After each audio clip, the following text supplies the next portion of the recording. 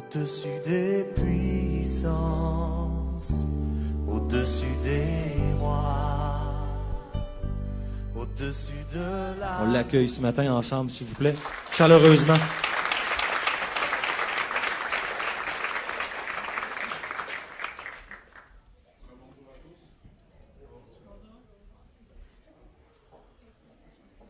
Est-ce que vous m'entendez?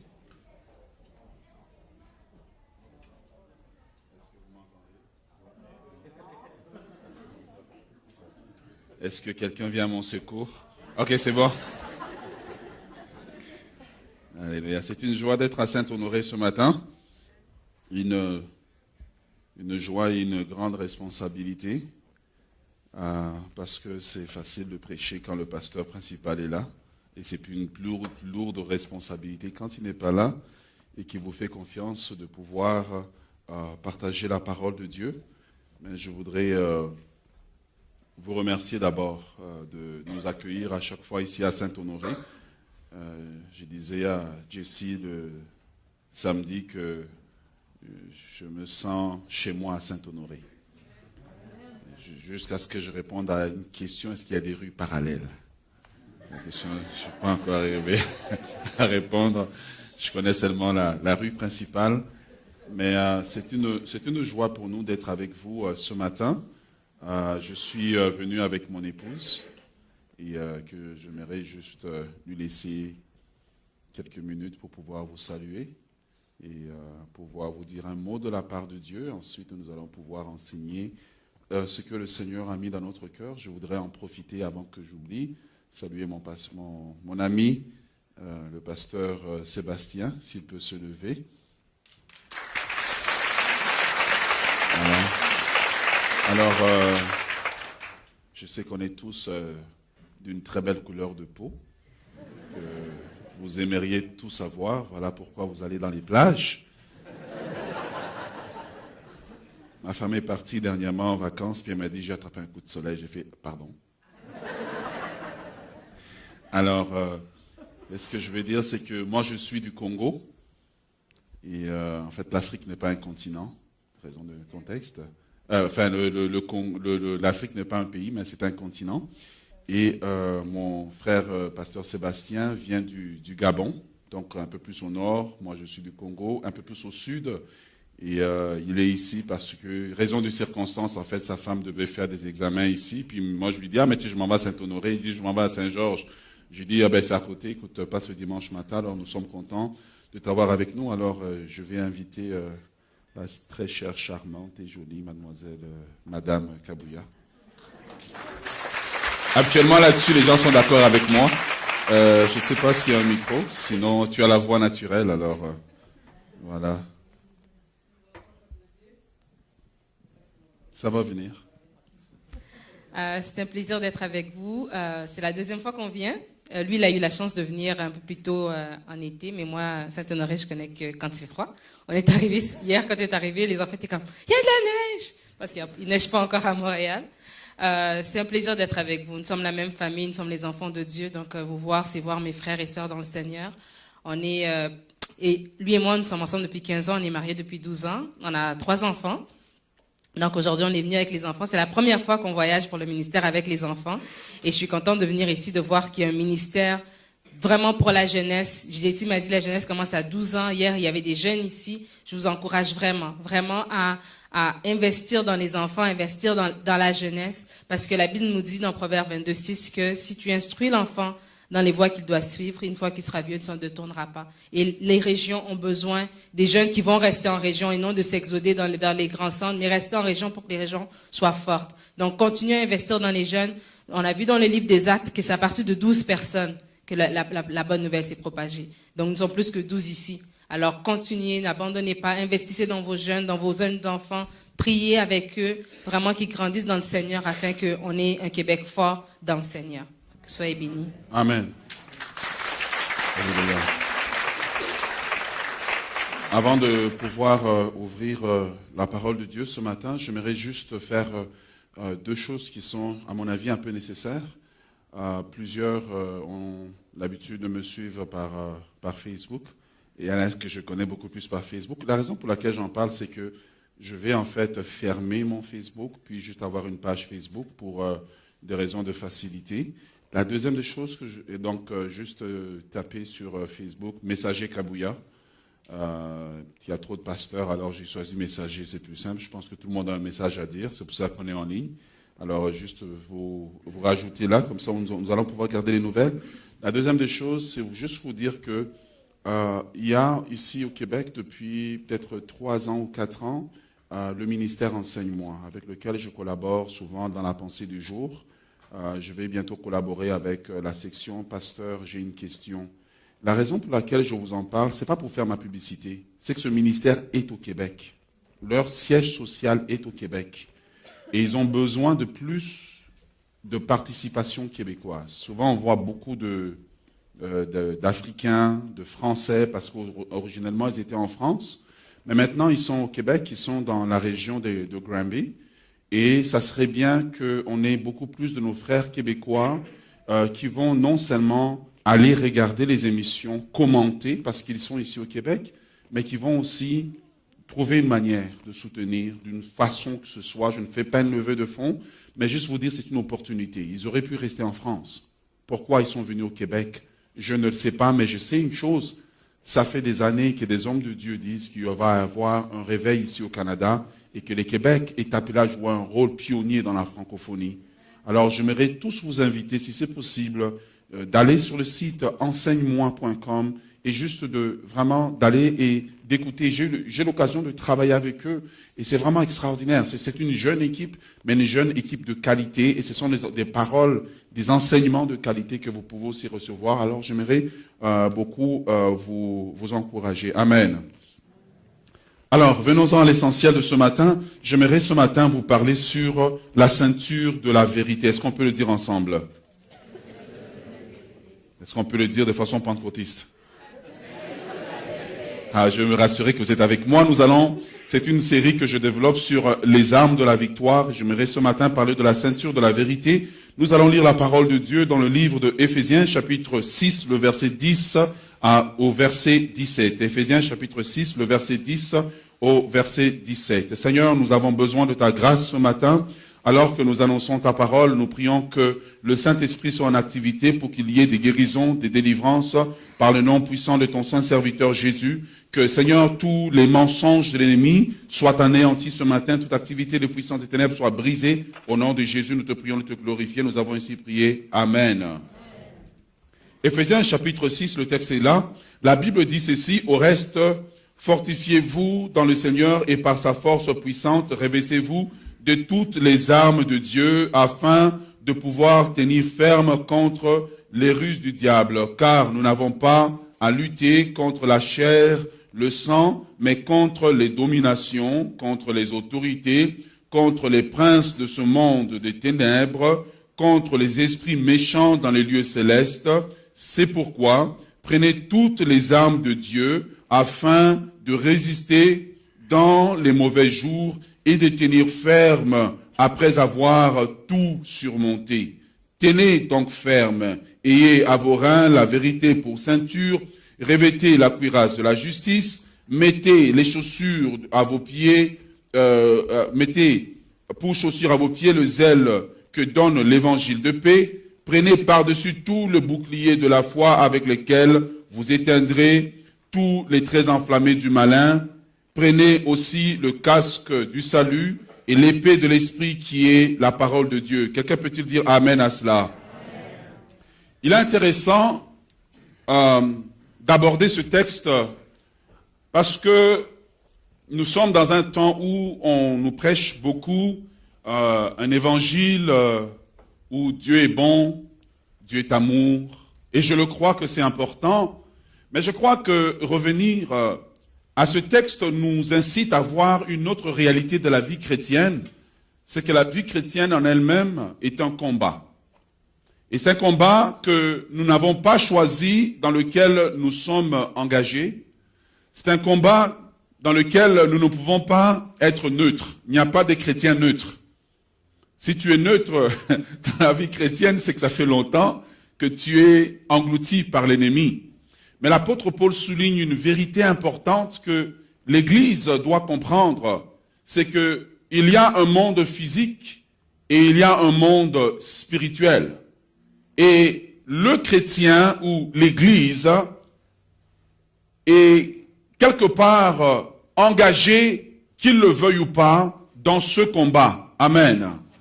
Lorsque souvent on va parler justement de monde spirituel, des démons, des sorciers, la tendance occidentale est de croire que c'est pour l'Afrique, c'est pour l'Haïti, c'est pour les gens qui ont la belle couleur de peau. Mais j'aimerais vous dire que les gens à qui l'apôtre Paul écrit sont dans une cité cosmopolite. Et Paul est en train de leur dire, faites attention, ne soyez pas des chrétiens naïfs, ne soyez pas des chrétiens ignorants.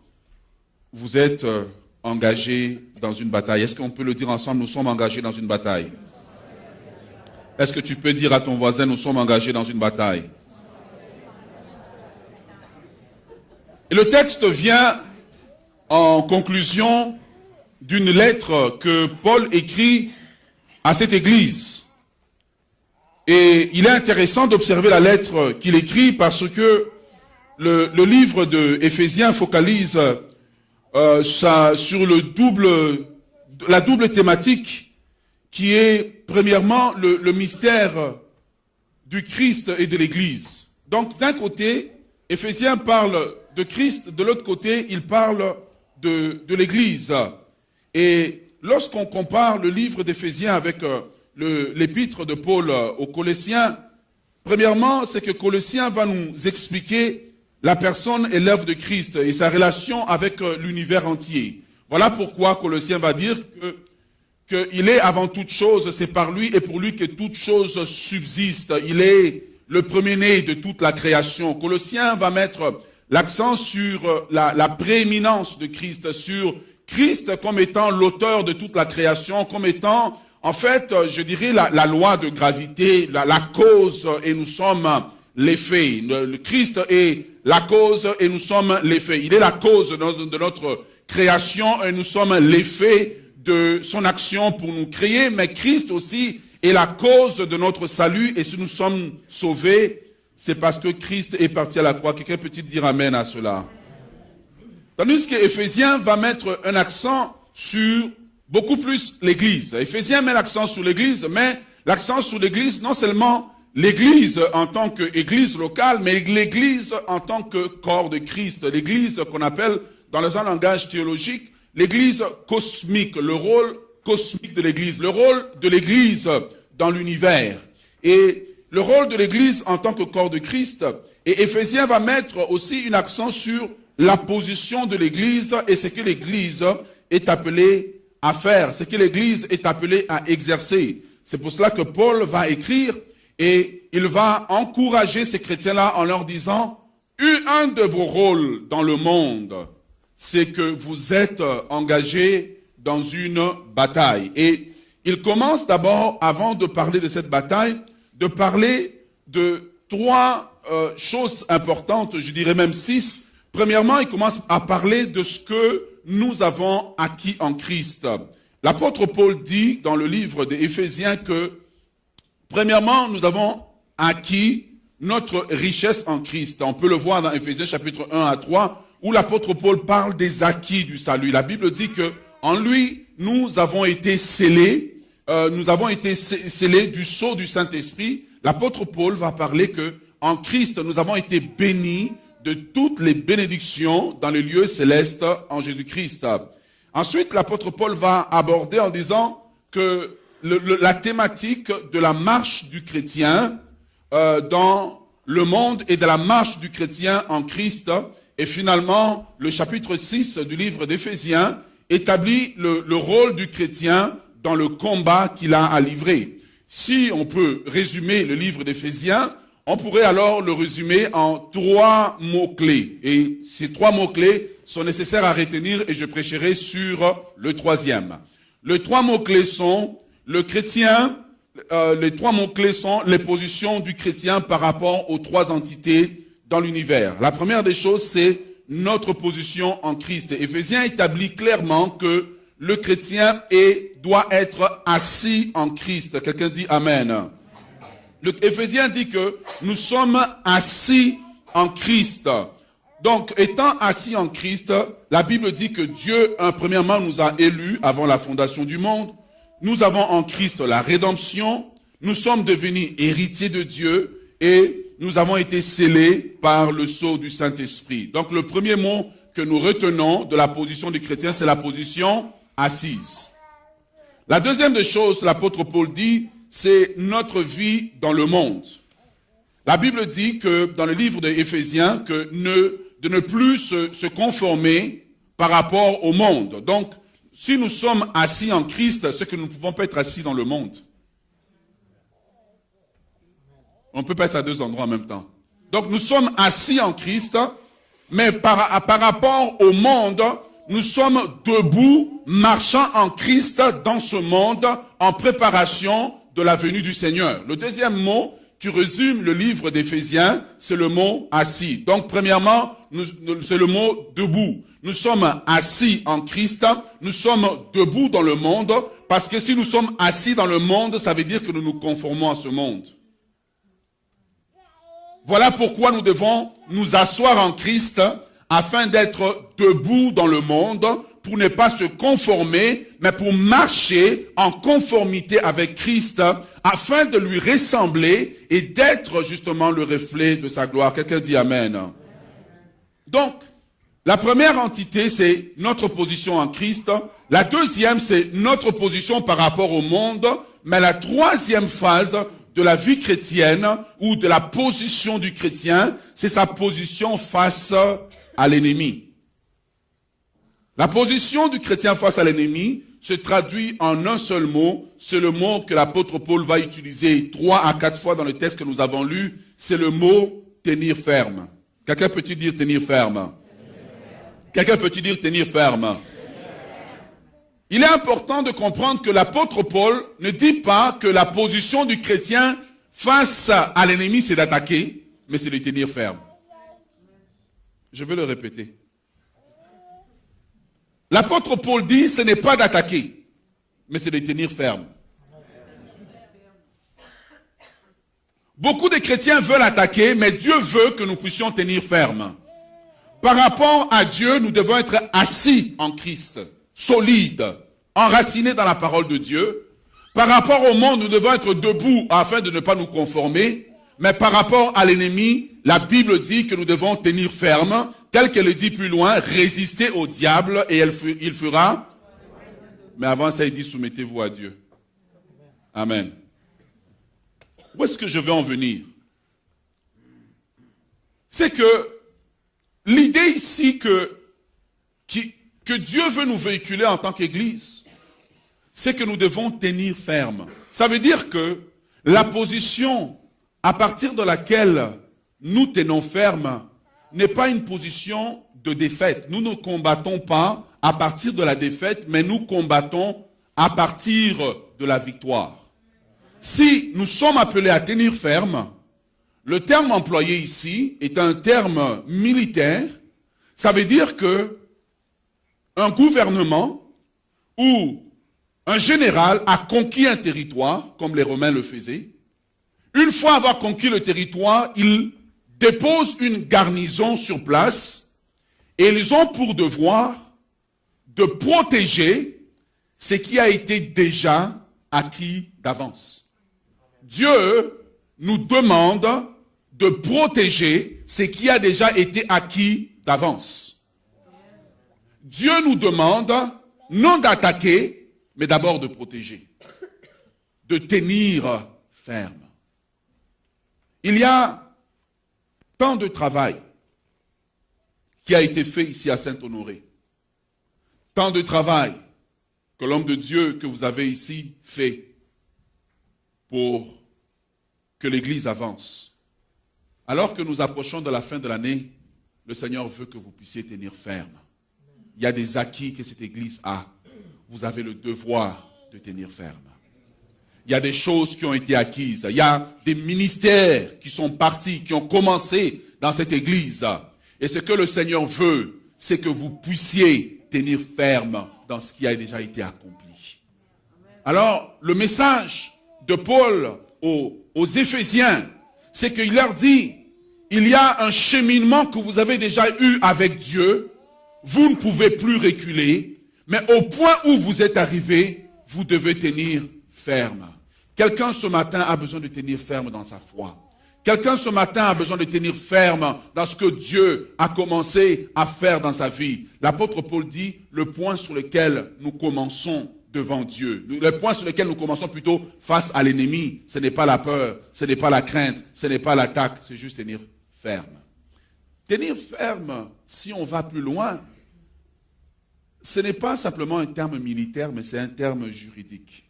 C'est assurer une juridiction sur un territoire qui a déjà été acquis. Est-ce que je peux aller plus loin ce matin? Tenir ferme a aussi le sens d'appliquer la politique du gouvernement que nous représentons sur le territoire qui a déjà été acquis. Donc quand nous tenons ferme, nous ne faisons pas un acte religieux, nous faisons un acte politique, nous faisons un acte juridique, nous faisons un acte légal de tenir ferme. Le message de Dieu pour toi ce matin, qu'importe ce que tu vis, tiens ferme. Qu'importe ce que tu traverses, tiens ferme. Si tu ne sens pas la victoire, tiens ferme.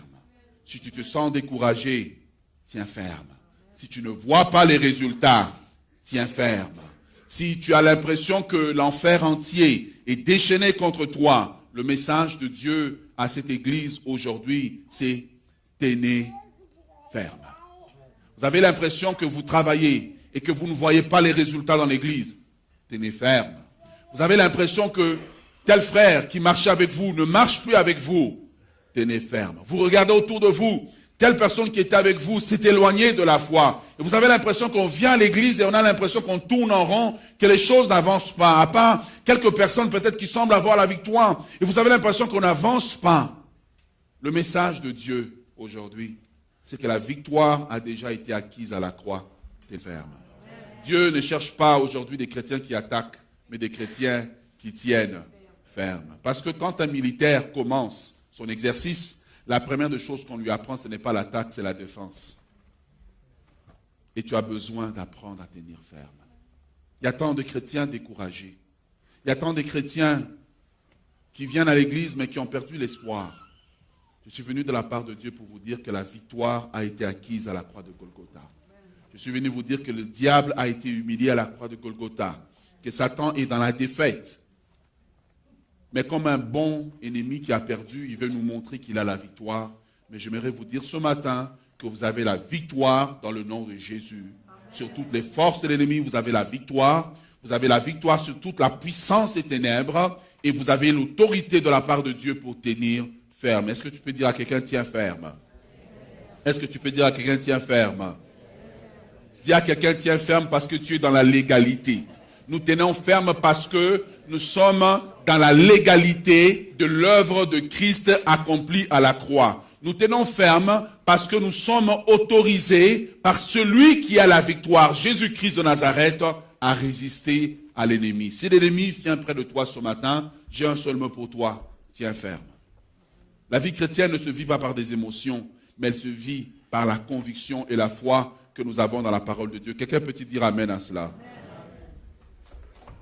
Alléluia. Ensuite, l'apôtre Paul va dire ceci aux Éphésiens.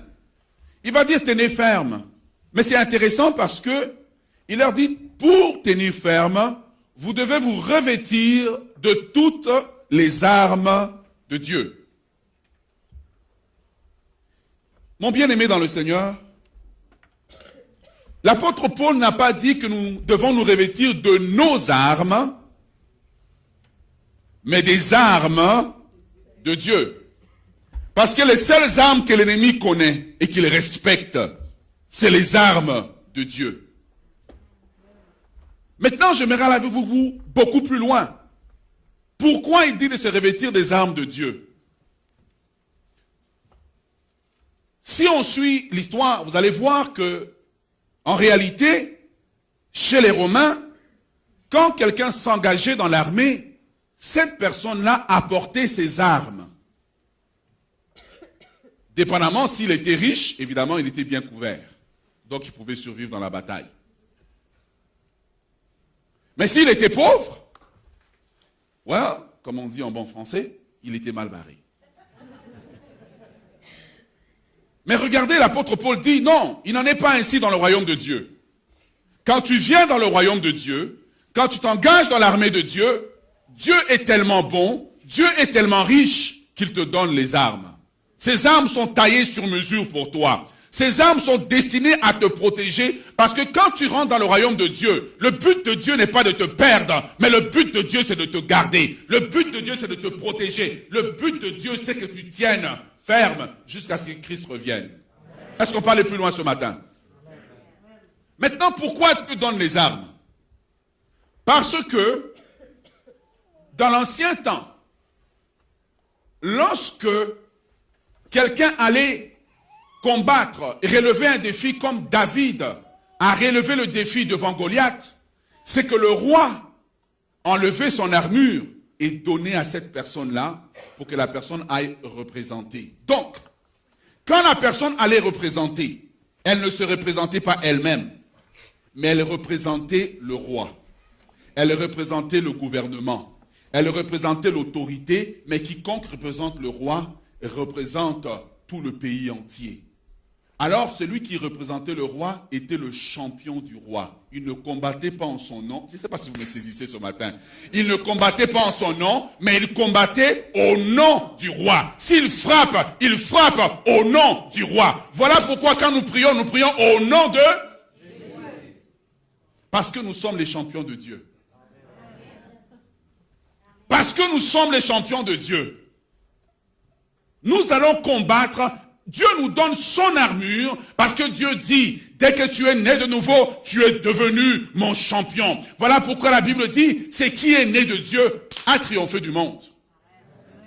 Voilà pourquoi Dieu veut nous revêtir. Il dit, n'allez pas devant l'ennemi, n'allez pas devant les circonstances de tous les jours. Revêtis des armes de votre mentalité, mais portez mes armes parce qu'à mes yeux, vous êtes mes champions. Peut-être que vous êtes comme David, on vous regarde tout petit, capable de rien, mais vous avez entre vos mains les armes de Dieu afin de tenir ferme contre les ruses du diable. Vous êtes les champions de Dieu. Vous êtes les champions de Dieu. Quelqu'un peut-il dire amen à cela ce matin? Voilà pourquoi l'apôtre Paul dit, revêtez-vous de toutes les armes de Dieu, non vos armes, mais les armes de Dieu, parce que seules les armes de Dieu, dans ce genre de combat, vous permet de tenir ferme. Quiconque porte les armes de Dieu ne se représente plus lui-même. C'est tellement puissant que quand je porte les armes de Dieu, quand l'ennemi me regarde, il ne voit pas moi, il voit Dieu.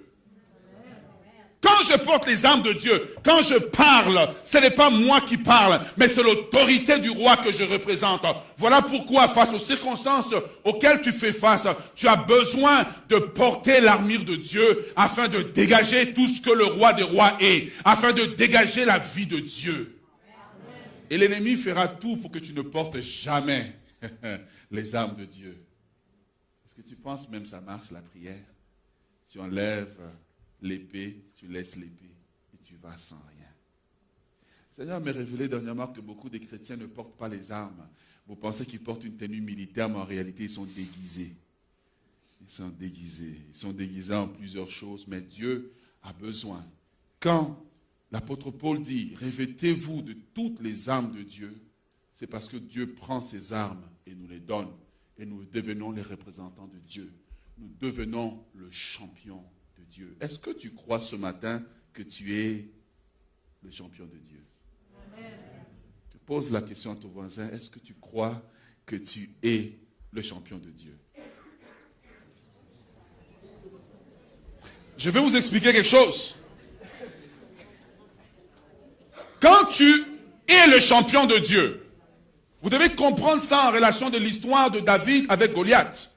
C'est que David s'engage de marcher plus en son nom, plus au nom de son père, plus au nom de sa race, mais au nom du Dieu d'Israël. Donc, quand il marche sur le champ de bataille, ce n'est même plus ça qu'il représente. Nous avons trop représenté les hommes. Nous avons trop représenté notre pays. Nous avons trop représenté nos races. Nous avons besoin de commencer à représenter Dieu sur le marché du travail. Nous avons besoin de commencer à représenter Dieu dans nos foyers. Nous avons besoin de commencer à représenter Dieu dans nos familles afin que la gloire de Dieu se manifeste. Mais quand David marchait sur le champ de bataille, les yeux de tous étaient sur lui. Parce que sa victoire était la victoire du roi des rois. Dieu compte sur toi pour que tu marches en son nom pendant cette semaine. Dieu compte sur toi pour que tu parles en son nom cette semaine. Quelqu'un peut-il dire amen à cela? L'apôtre Paul dit, tenez ferme. Nous avons vu que tenir ferme est un acte que nous posons au nom du roi. Nous ne tenons pas ferme pour nous. Nous ne tenons pas ferme parce que c'est le fun. Non, nous tenons, c'est difficile.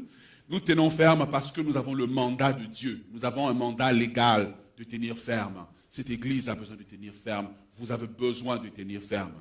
J'aimerais rapidement terminer avec une seule chose, donc, qui est l'essentiel de ce que je veux vous dire. L'apôtre Paul dit de tenir ferme.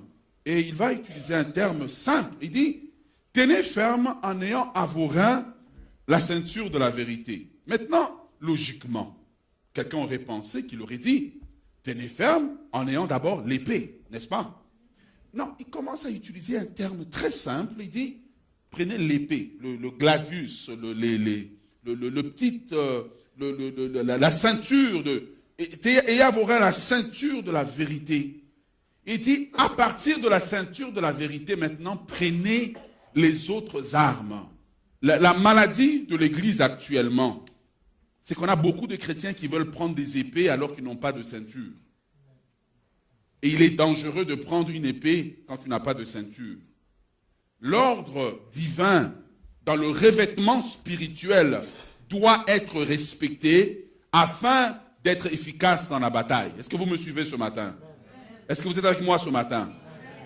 Donc, la première pièce de l'armure du chrétien, ce n'est pas l'épée, ce n'est pas le casque, ce n'est pas la cuirasse, mais c'est la ceinture. On va du plus important, du nécessaire. Parce que sans la ceinture, toute l'armure devient problématique. Donc, voilà pourquoi est-ce que nous avons beaucoup de chrétiens qui ont beaucoup de connaissances, qui connaissent la parole de Dieu, mais qui ne portent pas la ceinture de la vérité. Il y a 3 ceintures que vous pouvez découvrir dans la parole de Dieu. Mais je vais d'abord expliquer l'importance de la ceinture. La ceinture, dans l'ancien temps, c'est que vous savez que les gens à l'époque, je n'aime pas appeler ça des robes, alors, les gens à l'époque portaient des tuniques. Et la tunique était une pièce ample qui faisait que pour pouvoir se mouvoir facilement, donc il fallait avoir une ceinture afin de pouvoir avoir les mains libres. Et dans l'armée romaine, c'était la même chose. Il fallait avoir une ceinture pour pouvoir tenir bien la robe en place. Mais vous allez voir qu'une des façons qu'on punissait parfois un soldat romain, c'est qu'on lui enlevait sa ceinture. Et il ne pouvait pas se mouvoir sur le champ de bataille. Pourquoi? Parce que la ceinture, non seulement tenait la robe en place, mais une fois que je mettais la ceinture tenait en place la cuirasse de la justice. Et c'est sur la ceinture que je pouvais mettre l'épée de la parole. Est-ce que vous comprenez comment ça devient vital? Et à partir de l'épée de la parole, je pouvais tenir le bouclier de la foi que je pouvais attacher, comme ça, au cas où ça pouvait tomber, ma ceinture de la vérité tenait le bouclier de la foi. Donc, la qualité de la ceinture détermine la qualité de tenir ferme. Parce que si la ceinture n'est pas bonne, elle devient un objet de distraction. La ceinture devait être assez solide pour que, si je me penche à gauche, la ceinture tient. La tunique tient. Si je vais sur un terrain en train de monter, ou que je suis en train de me baisser, la ceinture doit tenir. Ça devrait être une ceinture, en d'autres termes, on dirait tout terrain. Pourquoi? Parce que de la ceinture, de la qualité de la ceinture, dépend toutes les autres armes. Les armes offensives comme les armes défensives. Est-ce que vous êtes avec moi ce matin? Voilà pourquoi l'apôtre Paul dit, vous ne pouvez pas porter la cuirasse de la justice sans avoir mis sur vous, premièrement, la ceinture. Sans ceinture, vous êtes inefficace. Sans ceinture, tout ce que vous portez devient un objet de distraction. Maintenant, je vais avec vous dans l'essentiel en vous disant que le but de l'ennemi, c'est de nous distraire. Comment l'ennemi veut nous distraire? Ce que l'ennemi veut, et c'est ce que plusieurs chrétiens tombent dedans, c'est qu'il y a 3 ceintures, comme je disais. La première ceinture que tu peux porter ce matin, c'est la ceinture du mensonge. Donc tu as la foi, si c'est drôle, hein, tu as la parole de Dieu, mais toute ta vie est fondée sur un mensonge. Combien de chrétiens vivent avec une vie fondée sur un mensonge? Exemple, un mensonge typique, je ne suis pas beau, personne ne m'aime. L'ennemi te le chante depuis que tu es petit. Tu es assis et ce mensonge est en toi. Donc, même si tu pries, même si tu jeûnes, il n'y a pas d'efficacité parce que, au fond de toi, la vérité fondamentale de ta vie, c'est quoi? Personne ne m'aime. Et l'ennemi te le chante. Et c'est à partir de là que tu peux voir même un chrétien se suicider. Parce qu'il ne porte pas la ceinture de la vérité. Ma question pour toi, mon bien-aimé, quel est le mensonge que l'ennemi te répète à répétition? La ceinture du mensonge qu'un pasteur peut porter, c'est quand l'ennemi n'arrête pas de lui dire « ton ministère ne marche pas ». Tu t'imagines, tu te lèves le matin, les gens vont quitter ton église. Ton ministère ne marche pas. Les gens vont quitter ton église. La ceinture du mensonge, c'est ton mariage va briser. Vous allez divorcer. Donc, vous avez beau prier, vous avez beau chanter, vous avez beau confesser, vous avez beau jeûner, mais la ceinture est malade. Quand la ceinture est malade, tout le reste est malade. Le problème de beaucoup d'enfants de Dieu, ce n'est pas la capacité de Dieu, ce n'est pas le revêtement de Dieu, mais c'est la ceinture qui est la base de toute l'armure spirituelle qu'ils portent. La ceinture est malade. Et quand la ceinture est malade, tout le reste n'a pas beaucoup d'effet. Le but du diable, c'est que tu ne portes pas la ceinture de la vérité, mais que tu portes la ceinture du mensonge. Cette ceinture du mensonge vient souvent sous la forme de culpabilité. Elle vient sous la forme de pensées mensongères répétitives. Elle vient sous la forme d'intimidation. Elle vient sous la forme de peur et d'angoisse non fondées. Quelle ceinture portes-tu ce matin? Quelle ceinture portes-tu ce matin? Est-ce que tu portes la ceinture du mensonge? Tu vas voir quelqu'un, il est assis, tranquille dans son mariage, mais il a juste envie de divorcer. Juste comme ça. On appelle ça aujourd'hui, oh, je ne sens plus les papillons. Mais mon ami, le mariage n'est pas une question... Le mariage n'est pas une question de sentir.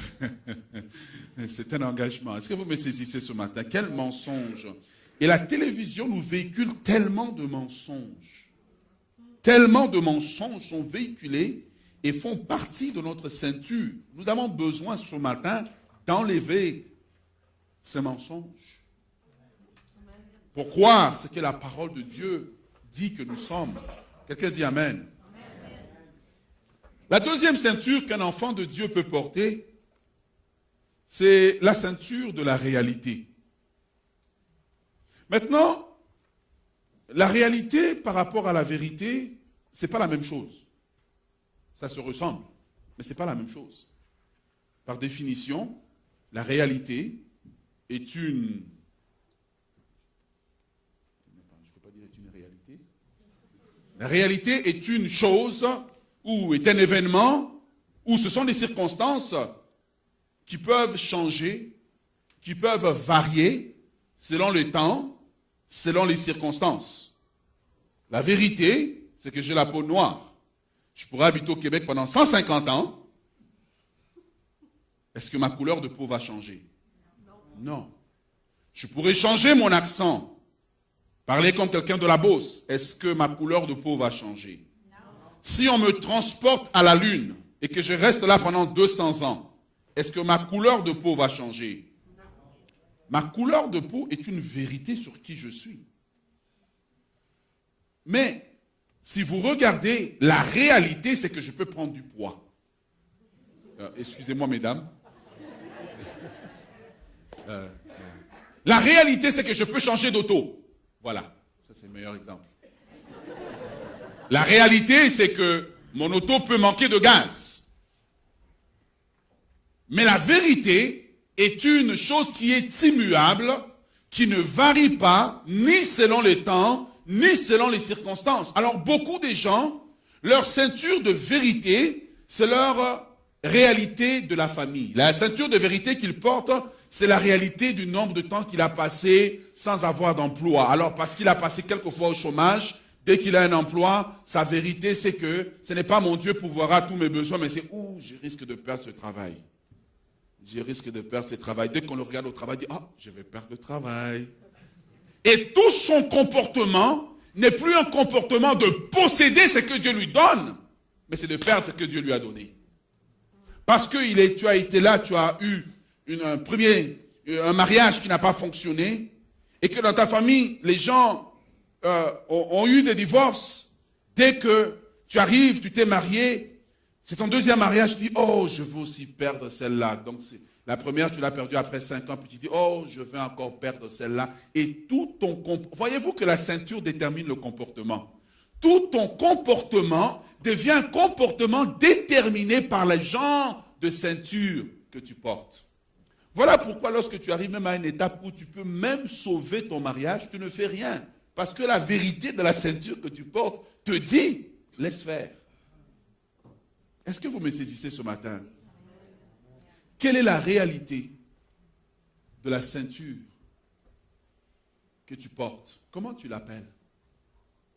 Comment nous appelons cette réalité? Vous savez, cette réalité peut être une ceinture que même l'Église entière porte. On est en Beauce, on ne peut pas dépasser 200 personnes. C'est une réalité. Mais la vérité dit qu'avec Dieu, nous ferons des exploits. La vérité dit que tout est possible à celui qui croit. Alors le but de l'ennemi, c'est que soit tu portes la ceinture du mensonge, ou tu portes la ceinture de la réalité. L'un ou l'autre ne peuvent pas t'aider à avancer, mais l'apôtre Paul dit aux Éphésiens, si vous voulez tenir ferme, si vous voulez être résistant, vous devez porter la ceinture de la vérité. Quelqu'un dit Amen. Qu'est-ce que la ceinture de la vérité dit? La ceinture de la vérité dit que qu'importe ce qui se passe dans ma vie, j'ai été élu par Dieu depuis la fondation du monde. Et parce que j'ai été élu par Dieu, ma ceinture de vérité que je dois mettre autour de moi me dit que je suis enfant de Dieu, je suis héritier de Dieu et co-héritier de Christ. Cela veut dire que tout ce que Dieu a, Dieu le met à ma disposition. Le royaume de Dieu est à ma disposition. Je suis un enfant de Dieu. Même si j'ai péché, même si je suis tombé, je me relève parce que je suis un enfant de Dieu. C'est ça ma ceinture de vérité. Quelqu'un dit Amen. Amen.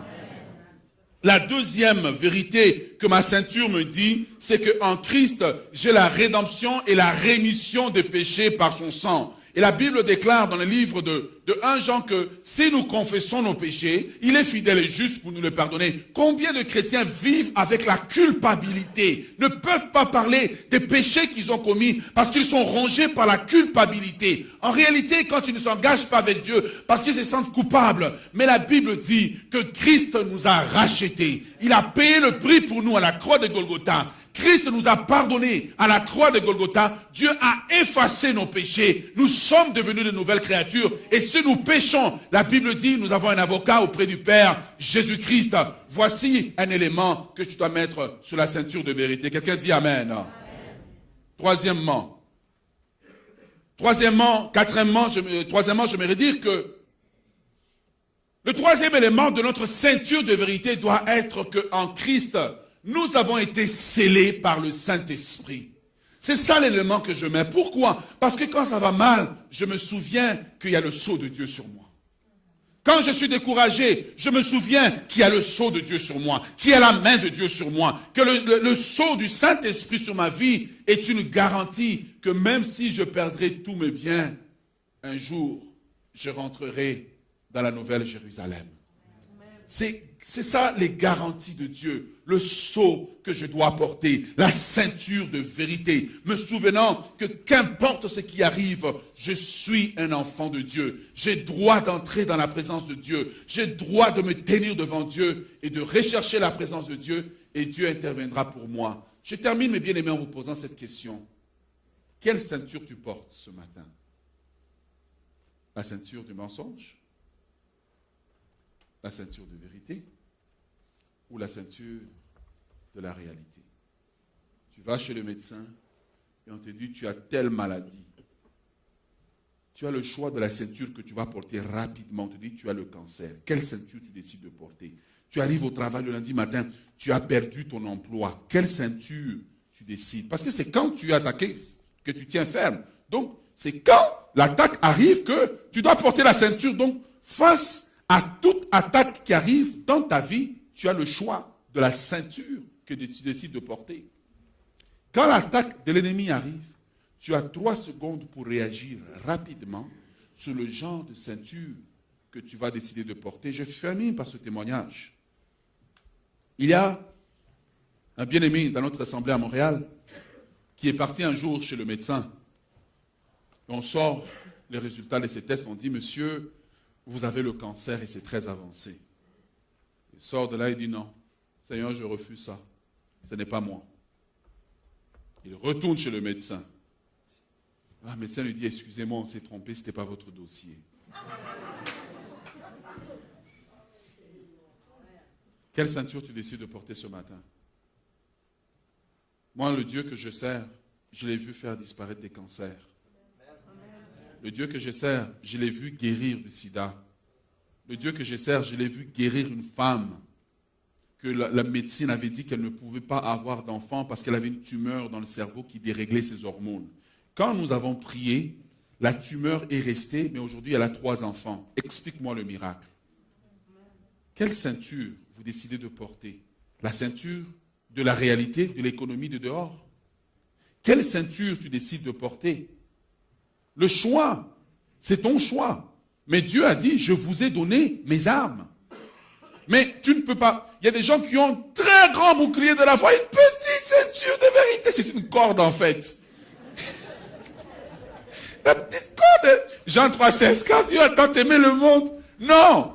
Il y a des attaques sur lesquelles tu as besoin de porter la ceinture qui dit, toute arme forgée contre moi sera sans effet. La ceinture que tu dois porter face à certaines circonstances doit dire que ce n'est pas des projets de malheur que Dieu a formés sur moi, mais des projets de bénédiction. La ceinture que tu dois porter à certains moments doit dire, non, je ne mourrai pas, je vivrai et je raconterai les hauts faits de l'Éternel. Tu as le choix de la ceinture.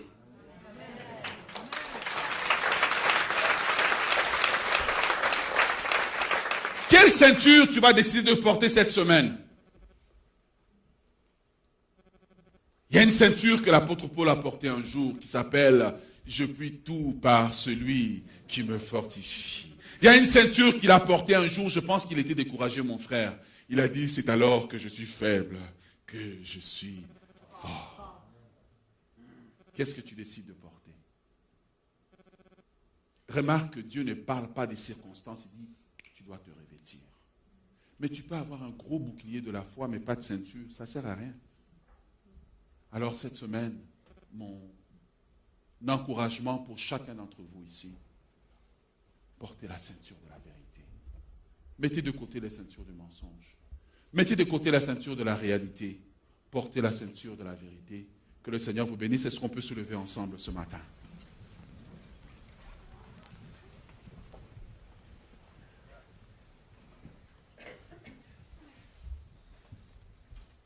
Jésus-Christ est Seigneur. Il est sorti du tombeau. Il est Seigneur. Tout genou fléchira. Toute langue confessera que Jésus est Seigneur. Jésus-Christ, Jésus-Christ est Seigneur. Il est sorti du tombeau. Il est sorti du tombeau. Il est Seigneur. Tout genou fléchira. Tout genou fléchira. Toute langue confessera que Jésus est Seigneur.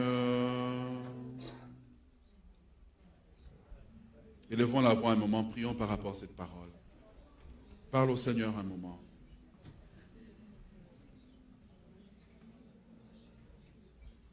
La parole de Dieu dit, Dieu t'a souverainement élevé et t'a donné le nom qui est au-dessus de tout nom, afin qu'en ton nom tout genou fléchisse, afin qu'en ton nom toute langue confesse que tu es Seigneur. Mon Dieu, je présente les bien-aimés de cette assemblée devant toi. Seigneur Dieu, tu es le Dieu puissant, tu es le Dieu réel. Tu connais ceux qui luttent avec la ceinture du mensonge, un mensonge qui les entoure comme un serpent qui ne veut pas les lâcher, un mensonge que l'ennemi dit sur leur vie, un mensonge que l'ennemi dit sur leurs circonstances.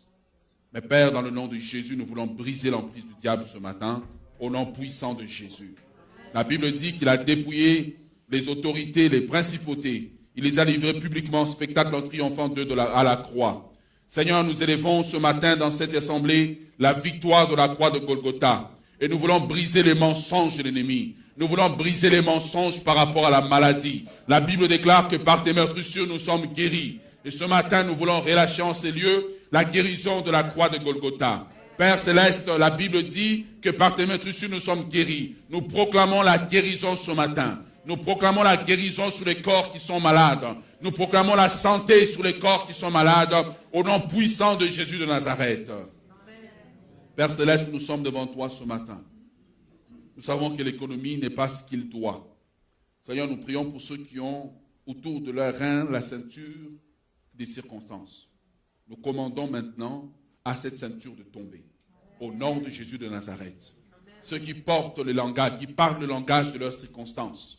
Seigneur, la Bible dit dans le livre de la Genèse qu'au commencement, Dieu créa le ciel et la terre était informe et vide. Tu n'as pas porté la ceinture des circonstances, mais tu as déclaré la vérité. La vérité était que Dieu dit que la lumière soit et la lumière fut. Mon Seigneur, nous élevons les bien-aimés aujourd'hui au trône de la grâce. Il y en a qui portent la ceinture de la réalité. Mais nous prions que dans la réalité chaotique de leur vie, nous commandons maintenant, au nom de Jésus, que la lumière soit. Au nom de Jésus, que la lumière soit. Que tout ce qui est des circonstances maintenant soit renversé par la puissance et l'autorité du nom de Jésus. Nous renversons maintenant les raisonnements qui ne sont pas de toi. Nous renversons maintenant les circonstances qui ne sont pas de toi. Ô Dieu, que tes anges puissent se mouvoir en ces lieux et qu'il y ait un changement dans le nom de Jésus de Nazareth. Amen. Seigneur, nous prions pour nos bien-aimés qui doivent se revêtir de la ceinture de vérité. Tu nous as donné ta parole comme vérité. Tu dis que le ciel et la terre passera, mais que ta parole ne passera pas. Elle va demeurer. Tu nous demandes de nous revêtir de la vérité. Père, nous voulons nous revêtir de la vérité de Dieu dans les domaines de nos finances. Nous voulons croire à la parole de Dieu, à cette ceinture qui dit « Mon Dieu pourvoira à mes besoins selon la richesse de sa grâce ». Nous voulons croire dans le domaine de la santé que tu as dit « Nous imposerons les mains aux malades et les malades seront guéris ». Nous voulons croire et porter cette ceinture de vérité. Nous voulons croire, Seigneur, dans nos mariages, que tu as dit que l'homme et la femme s'uniront et les deux deviendront une seule chair. Nous voulons, dans le domaine de nos mariages, porter cette ceinture de vérité. Mon Dieu, nous t'exaltons, nous élevons ton nom, nous élevons ta majesté. Nul n'est comme toi, nul n'a pourvu pour nous comme toi. Tu nous as donné toutes les armes parce que ton but n'était pas notre mort. Ton but n'était pas notre perte, mais ton but était notre revêtement pour la résistance, pour la représentation du royaume de Dieu. Seigneur, nous t'élevons dans cette assemblée. Lève des hommes et des femmes qui sont revêtus de toutes les armes de Dieu afin de tenir ferme. Nous prions, Seigneur, que des hommes et des femmes qui sont découragés ce matin tiennent ferme et résistent par la puissance du nom de Jésus. Nous prions que des hommes et des femmes qui ne savent pas qu'est-ce que le lendemain leur sera, se tiennent ferme au nom de Jésus. Tel qu'Élie a dit à la veuve de Sarepta que l'huile ne manquera pas, que la farine ne manquera pas, parce que tu es le Dieu pourvoyeur. Oh Dieu, lève-toi dans cette assemblée. Il y a des hommes et des femmes qui ont besoin de toi. Manifeste ta grâce, Seigneur. Nous voulons dire oui à la ceinture de vérité. Nous voulons dire oui à la vérité de la parole de Dieu. Ta parole est une lampe à mes pieds et une lumière sur mon sentier. Tel que le psalmiste le dit au psaume 91, celui qui demeure sous l'abri du Très-Haut repose à l'ombre du Tout-Puissant. Tel que le psalmiste le dit, Dieu est pour nous un refuge et un appui, un secours qui ne manque jamais dans la détresse. C'est pour cela que nous sommes sans crainte. Quand la terre est bouleversée, que les montagnes chancellent et écument au fond des mers, il est un fleuve dont les courants réjouissent la cité de Dieu, les demeures du Très-Haut. Dieu est au milieu d'elle, Dieu la secourt dès le matin. Seigneur, nous voulons plonger dans ton fleuve ce matin. Il y a tant de chrétiens découragés, mais nous voulons plonger dans le fleuve de la parole de Dieu afin d'être encouragés, tel que la parole de Dieu le dit, que ce n'est pas des projets de malheur que tu as formés pour nous, mais des projets de bonheur. Nous voulons, Seigneur, relâcher cette parole dans l'atmosphère de ce lieu. Dans le nom de Jésus, nous avons ainsi prié. Quelqu'un dit Amen. Est-ce qu'on peut acclamer Dieu? Que le Seigneur vous bénisse.